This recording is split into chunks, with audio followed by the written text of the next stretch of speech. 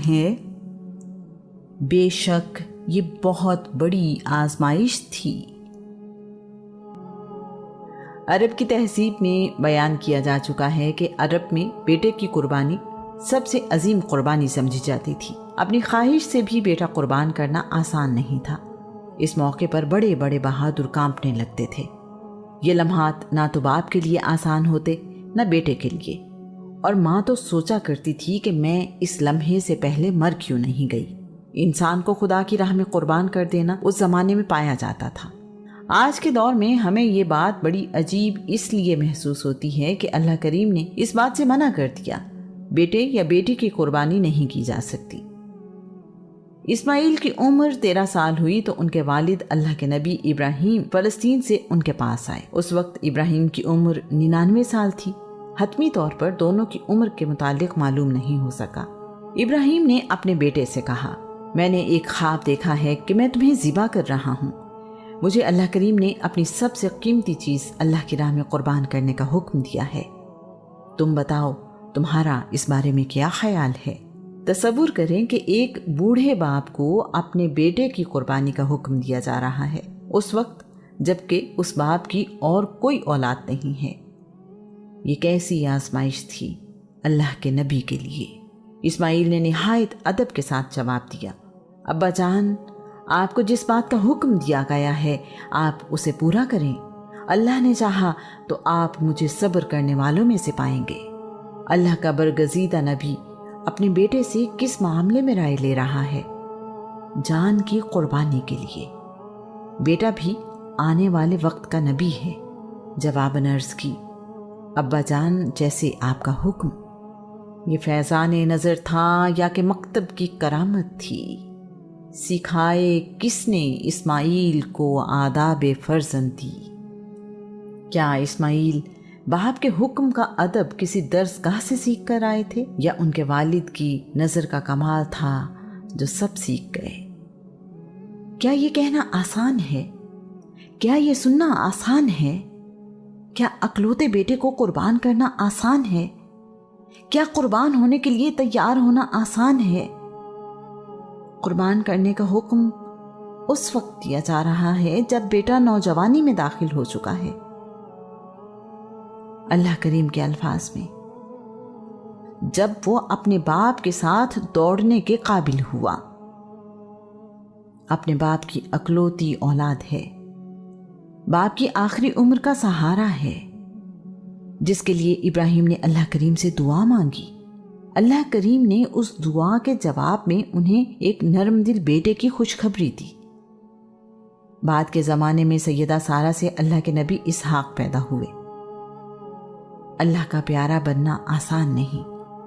جتنا کوئی اللہ کے قریب ہوتا ہے اسے اتنی ہی زیادہ آزمائشیں دیکھنا پڑتی ہیں۔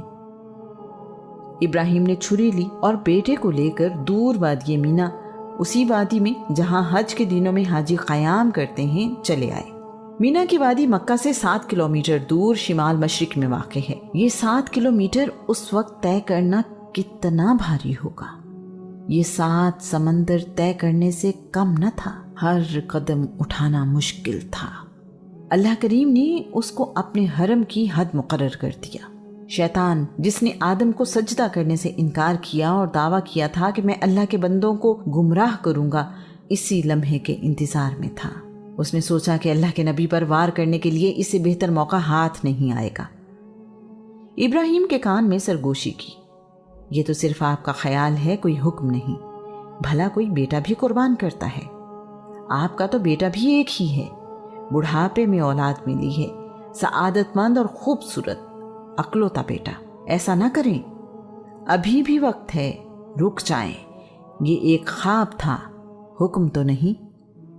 شیطان کا وار تھا تو بہت سخت، لیکن اللہ کے نبی ابراہیم کے ارادوں اور رب پر ان کے ایمان کو ختم نہ کر سکا۔ ابراہیم نے شیطان کو دھتکارا اور ایک کنکر اسے مارا۔ شیطان نے جب دیکھا کہ ابراہیم کو اللہ کریم کی رحمت نے مجھ سے محفوظ رکھا ہے تو اس نے اپنی سوچ کے مطابق آسان نشانہ ڈھونڈا۔ اسماعیل کے پاس گیا اور کہنے لگا، بھلا اس عمر میں کوئی خواب سن کر جان دیتا ہے؟ ابھی تو تمہاری لمبی زندگی باقی ہے۔ जवानी तो अभी तुमने देखी भी नहीं, तुम्हें मुझ जैसा हमदर्द नहीं मिलेगा। अच्छा मौका है, यहाँ से भाग जाओ। बाप कभी बेटों से नाराज नहीं रहते, कुछ दिन बाद सब ठीक हो जाएगा। इस्माइल भी शैतान के बहकावे में ना आए और शैतान को एक कंकरी उठाकर मारी। दोनों तरफ से मायूस होने के बाद उसे ख्याल आया कि माँ की बच्चों से मोहब्बत दुनिया की हर चीज से ज्यादा कमजोर है। मुझे सैयदा हाजरा को बहकाना चाहिए। माँ अपने बच्चों की हिफाजत और जिंदगी के लिए सब कुछ भूल जाती है। सैयदा हाजरा अपने बेटे की मोहब्बत और फिक्र में नंगे पांव भाग रही थी। हाजरा की ममता तो पहले ही तड़प रही थी। उनका दिल इस परेशानी में डूबा हुआ था। अकलौता बेटा, बुढ़ापे का सहारा, हसीनो जमील, सआदतमंद। भला मेरा रब मुझे कहाँ तक आजमाना चाहता है। इस सब के बावजूद अल्लाह की प्यारी बंदी के होंठों पर यही अल्फाज थे, मेरे मालिक तू मुझसे राजी हो जा, मेरे मालिक तू मुझसे राजी हो जा। शैतान को यकीन था कि बाप और बेटा तो मेरे वार से बच गए हैं, सैयदा हाजरा को अपने दाम में फंसा ही लूंगा। सैयदा के पास गया और रोते हुए कहने लगा, तुम्हें याद है जब तुम्हारा बेटा गोद में था तो बाप उसे वीराने में बेसहारा छोड़ गया था।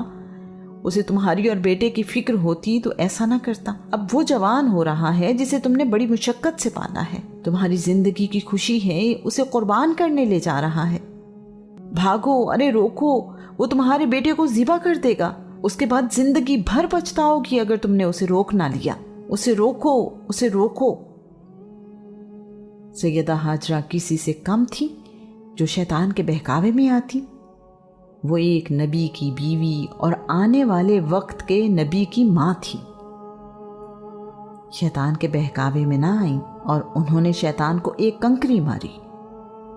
अल्लाह करीम का शुक्र अदा किया जिसने उन्हें शैतान के वार से बचाया।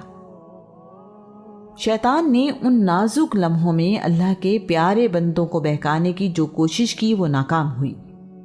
उन तीनों जगहों पर जहां शैतान ने अल्लाह के बंदों को बहकाने की कोशिश की थी, हाजी आज भी शैतान की अलामत को कंकरियां मारते हैं।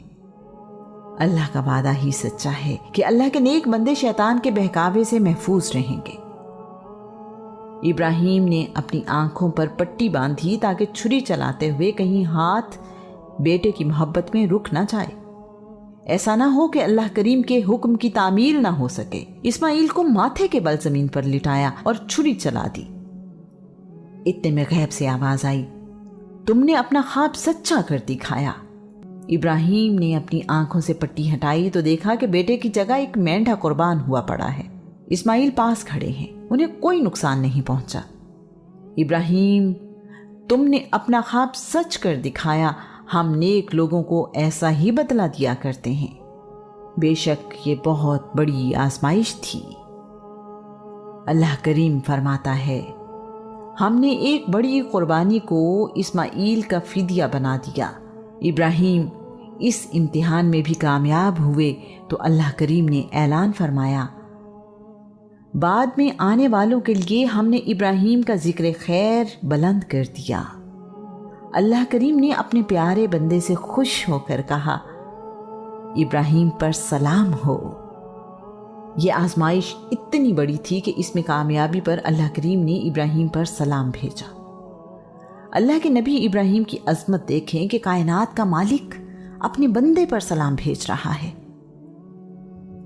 मुसलमान इस वाक़े की याद में सुन्नत इब्राहिमी अदा करते हुए आज भी 10 ज़िलहज्जा ईद उल अज़हा पर जानवरों की कुर्बानी करते हैं। इस वाक़े के बाद इब्राहिम मक्का से फ़लस्तीन वापस चले गए।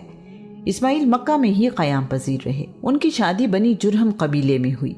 उनकी बीवी का नाम राला बिनते मजाज बिनते अमर जुरहमी है। अल्लाह करीम ने इस्माइल को 12 बेटे और 1 बेटी अता फरमाई। बेटी का नाम नस्मा है। नस्मा की शादी अल्लाह के नबी इसहाक के बेटे इसू से हुई। उनके 3 बेटे हैं जिनके नाम रूम, फारिस और अशबान रखे गए।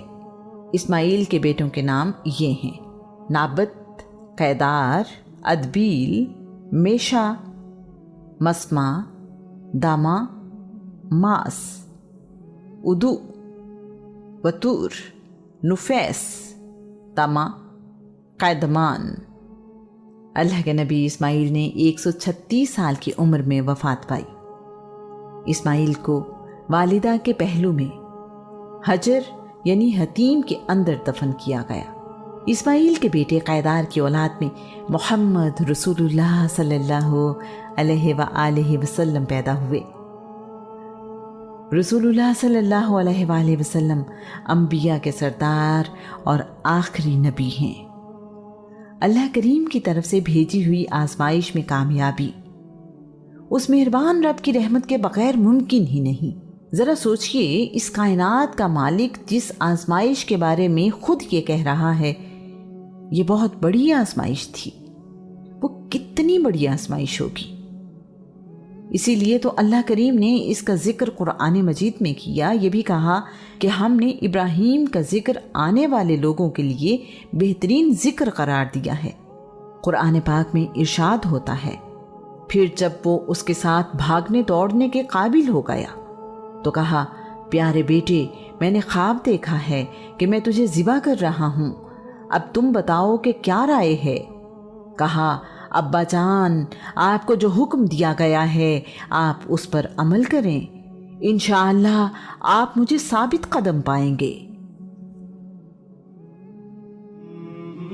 اسماعیل ایک درخت کے سائے میں بیٹھے